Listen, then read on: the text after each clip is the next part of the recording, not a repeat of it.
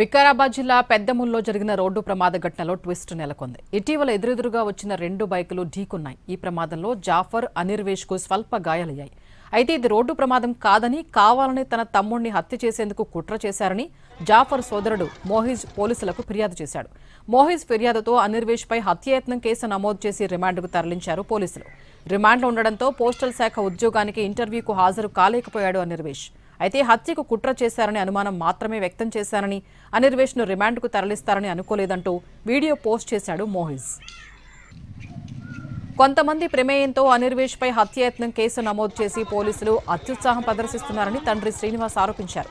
తన కుమారుణ్ణి కావాలనే కేసులు ఇరికించి ఉద్యోగం రాకుండా భవిష్యత్తు నాశనం చేశారంటూ శ్రీనివాస్ ఆవేదన వ్యక్తం చేశారు. జరిగిన పరిణామాలపై ఎస్పీకి శ్రీనివాస్ ఫిర్యాదు చేశారు. చిన్నపాటి రోడ్డు ప్రమాదం కేసును హత్యాయత్నం కేసుగా మార్చడంపై అనుమానాలు వ్యక్తం చేస్తూ ఎస్పీకి ఫిర్యాదు చేశారు.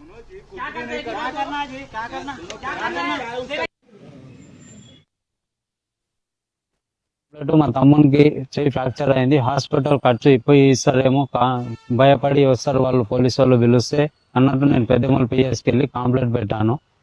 వాళ్ళు పిలవలేరు, మాకు పిలవలేరు, వాళ్ళకు పిలవలేరు.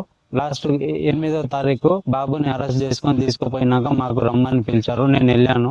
వెళ్ళిన తర్వాత ఈ బాబుని అరెస్ట్ చేసుకొని పోతున్నాము, జైలుకు పంపిస్తున్నాము, అటెంప్ట్ మర్డర్ కేసు బుక్ అయిందని చెప్పారు. అప్పటి వరకు మాకు ఇటంగా తెలియదు. ఇంకోటి ఆడ ఫేక్ కంప్లైంట్లో ఏముంది, 3 నెలల సంది మీకు గొడవలు ఉన్నాయి, ఆ గొడవల వల్ల చంపేద్దాం అన్నట్టు వెనకకించి వచ్చి గుద్దాడు అని కంప్లైంట్ పెట్టామని చెప్పారు. నేను పెట్టిన కంప్లైంట్ అది కాదు. నేను పెట్టిన